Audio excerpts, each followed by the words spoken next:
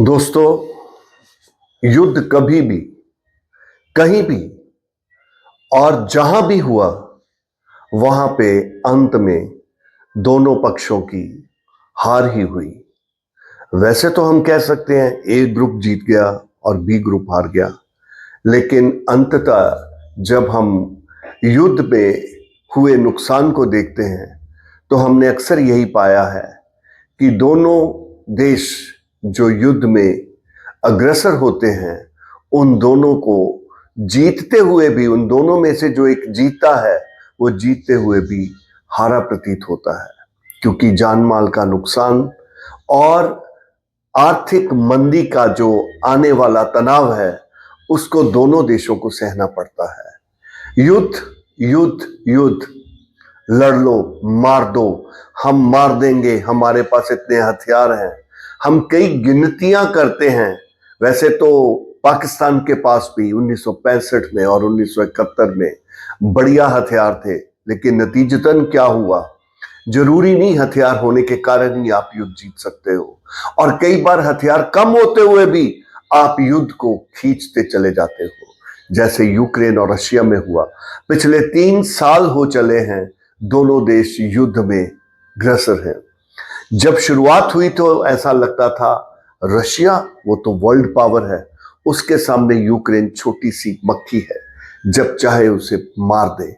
लेकिन आज 2 साल से ऊपर समय हो गया है, लेकिन युद्ध का नतीजा अभी भी वहीं का वहीं खड़ा है।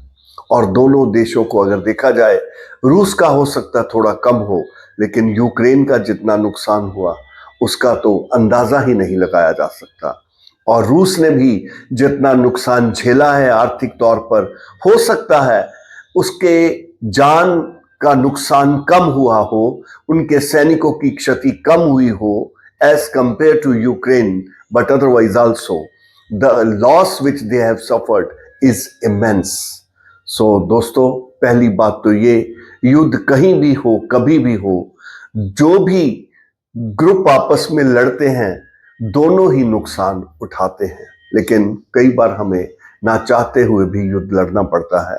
जैसे इस समय भारत पाकिस्तान के साथ युद्ध में उलझ गया, और इसका कारण 22 अप्रैल को पाकिस्तान के आतंकियों द्वारा निहत्थे भारतीयों पर, जो वहां पे पर्यटन स्थल पर घूमने के लिए आए थे, 26 लोगों को मौत की नींद सुला दिया गया। और ये कोई पहली बार नहीं था।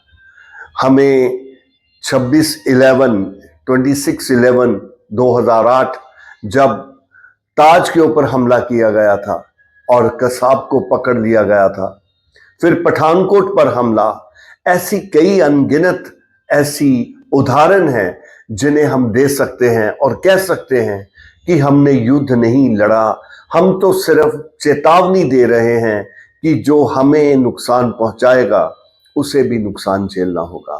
भारत ने रिटेलिएशन में पाकिस्तान के ऊपर हमला किया, और उसके 9 वो आतंकीय अड्डे जहां पर उनके आतंकीय सेना तैयार की जाती थी और असला रखा हुआ था, उनके ऊपर हमला किया।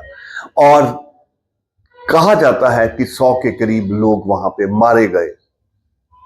मैं ये नहीं कहता कि वो सारे आतंकी ही होंगे, कुछ साथ 1-2 सिविलियन भी हो सकते हैं, लेकिन जो मैक्सिमम नंबर था वो उन आतंकियों का था जो भारत के ऊपर आतंक फैलाने में ग्रसर थे। दोस्तों, ये भारत की एक पहल थी, चेतावनी थी, और ये भी था एक बड़ा सोचा समझा अटैक था जो भारत ने पाकिस्तान के उन आतंकवादियों को सबक सिखाने के लिए किया। पाकिस्तान जो शुरू से ही आर्मी रूल के अंडर काम करता रहा है, वहां पे डेमोक्रेटिक सेटअप सिर्फ सुनने को मिलता है, और वहां पे देखने को इलेक्शन भी दिखाई देते हैं, लेकिन कभी भी वहां पे डेमोक्रेटिक सेटअप कामयाब नहीं हो सका। पाकिस्तान में 3 धड़े हैं। पहला जो डेमोक्रेटिक सेटअप के पक्ष में होता है, और पॉलिटिकल पार्टीज उसके साथ जुड़ी होती हैं। दूसरा, रिलीजियस फंडामेंटलिस्ट, धार्मिक वो कट्टरपंथी जो धर्म का बोलबाला कायम करना चाहते हैं। और तीसरी, आर्मी। ये तीनों जो ग्रुप है ये पाकिस्तान के ऊपर रूल करते हैं।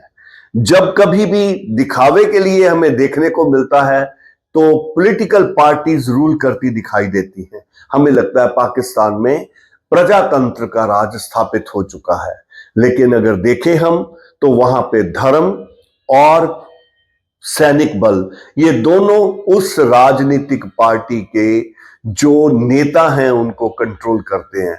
और अंत में कंक्लूजन यही निकलता है कि कभी भी पाकिस्तान में प्रजातंत्र सफल नहीं हो सका। या तो वो धर्म के दबाव में काम करते रहे हैं, धर्म कट्टरपंथियों के दबाव में काम करते रहे हैं, तो या सैनिक बलों के अधीन वो काम करते हैं। इंडिपेंडेंट सोच उन्होंने कभी नहीं रखी। आज मैं इसलिए आपके साथ रूबरू हो रहा हूं, आपको कुछ बातें हैं जिसकी बारे में आपके साथ मैं शेयर करना चाहता हूं, क्योंकि जब युद्ध शुरू होता है तो हम यही सोचते हैं हम युद्ध जीत जाएंगे। और जैसे बच्चे बड़े खुश होते हैं, लो भाई लो युद्ध लग गया, छुट्टियां। ये बच्चों की मेंटेलिटी है, वो बच्चों की सोच है, उनको छुट्टियों के साथ प्यार होता है। जो बड़े होते हैं जिन्होंने युद्ध कभी लड़ना नहीं होता, सिर्फ आपस में बैठ के बातचीत करनी होती है, वो ये बताने की कोशिश करते हैं कि हमारा देश जो है वो बहुत आगे है, हम बहुत संपन्न हैं, हम बड़े समृद्ध हैं और हमारे पास बहुत अच्छे हथियार हैं और हम जब भी चाहें, पिछली 2 जंग भी हमने, 3 जंग भी हमने जीती थी और अब भी जीतेंगे, इसमें कोई शक नहीं। हमने पीछे जितनी भी युद्ध हुए हमने वो जीते, चाहे वो 65 की लड़ाई हो, चाहे 71 की, चाहे कारगिल की, हम हमेशा विजयी रहे। लेकिन दोस्तों, उस लड़ाई में शायद हम 7 या 10 या 12 दिन से आगे युद्ध नहीं लड़ सके, लेकिन इस बार जब युद्ध शुरू हुआ है तो ऐसा लगता है कि पाकिस्तान इस समय बड़े अपने आप अंदरूनी युद्ध में उलझा हुआ है। लेकिन यह मत सोचना कि पाकिस्तान के पास सेना या हथियारों की कोई हमारे से कमी है। इसके बारे में मैं अलग से बात करूंगा, लेकिन इस समय हम ये बात करना चाहते हैं कि क्या युद्ध जरूरी है, और अगर ये युद्ध लग गया तो क्या हम इसे रोक सकेंगे। कभी यूएनओ बॉडी हुआ करती थी जो ग्लोबल बॉडी थी और वो युद्ध रोकने में समर्थता रखती थी, जिसके 5 सिक्योरिटी मेंबर हैं, जिसमें रशिया, चाइना, अमेरिका, फ्रांस और इंग्लैंड, ये सब शामिल थे। लेकिन आज ये नाम की ऑर्गेनाइजेशन बन के रह गई है। ना तो यूएनओ की कोई सुनता है और ना इस बड़े ग्रुप की। लेकिन डेफिनेटली ये कुछ हद तक अपना प्रभाव, की भी युद्ध वार्तालाप के ऊपर अगर चर्चा हो तो उसमें ये अपना प्रभाव डाल सकते हैं। क्योंकि आज जो भी देश आपस में युद्ध लड़ रहे हैं वो खुद ही लड़ रहे हैं, और पीछे से कौन कौन कंट्रीज पीछे से चुपके से आके सपोर्ट करना शुरू कर दे ये पता भी नहीं चलता। और युद्ध जो बड़े छोटे दायरे में शुरू होता है वो बड़ा विस्तार रूप धारण कर जाता है, और देखने वाले तो देखते रह जाते हैं, और जो कंट्रीज इस युद्ध में इन्वॉल्व होती हैं बहुत बड़ा जान माल का नुकसान उन कंट्रीज का होता है। चाहे इजराइल और हमास को ले लो, पैलेस्टीन के साथ युद्ध शुरू हुआ था और आज वो किस जगह पहुंच गया है। गाजा स्ट्रिप टोटली तबाह हो गई है, लेकिन कोई उसके लिए नहीं आया। बड़ों ने पीछे से सपोर्ट की है, लेकिन आगे इससे ज्यादा कुछ नहीं। भारत अपने रफाल एयर स्ट्राइक के ऊपर बड़ा अपने आप में गर्व महसूस कर रहा है, और होना भी चाहिए। भारत के पास 450 के करीब एयरफोर्स सैन्य शक्ति है, लेकिन पाकिस्तान के पास भी कोई कम नहीं।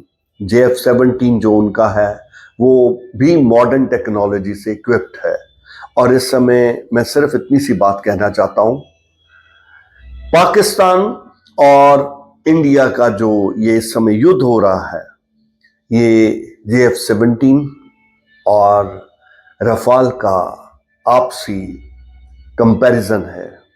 कौन विमान ज्यादा अच्छा और कौन किससे ज्यादा ताकतवर है। तो क्या ये दोनों विमान भारतीय हैं और पाकिस्तानी हैं? शायद नहीं।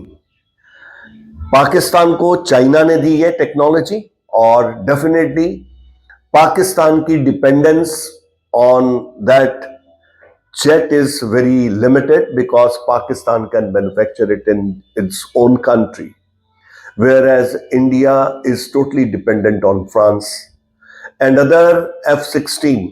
Even Pakistan has got it and they are dependent on America, but still Pakistan has tried to manufacture many of its parts. Similarly, India, HAL, Hindustan Aeronautical Limited, that is manufacturing so many parts. Hindustan भी अपने jet बना रहा है, लड़ाकू विमान बना रहा है, पाकिस्तान भी बना रहा है, लेकिन इस समय होड़ ये है कि किसके विमान की ताकत ज्यादा है। और ये मेरा ख्याल बहुत बढ़िया प्लेटफॉर्म मिला है अमेरिका, फ्रांस, इंग्लैंड, जो कि एक ग्रुप है, उनको ये देखने के लिए कि चाइना इज बेटर और इंडिया इज बेटर। और ये ना हो हम उनको दिखाने के लिए ये हम उनके एक्सपेरिमेंट प्लेटफॉर्म बन जाएं, जहां पे वो अपने जेट और नेट का एक्सपेरिमेंट करें और हमें बैटल ग्राउंड में धकेल दें, जो कि हम इस समय तक धंस चुके हैं। बेहतर यही होगा कि युद्ध जो है ये छोटी ड्यूरेशन में ही समाप्त हो जाए। जान माल का नुकसान जितना हुआ है उतना बहुत है, क्योंकि मिसाइल्स फिर न्यूक्लियर कहां तक हम जाएंगे, नुकसान तो दोनों को होगा। हाँ, हम ये कह सकते हैं कि हम जीत गए, विजयी भव, लेकिन विजयी भव के पीछे कितने शव होंगे ये शायद हम गिन ना पाएंगे। युद्ध का नतीजा अंत में हार ही है, रोना ही है, और ये कोई अच्छी बात नहीं होगी। Thank you very much.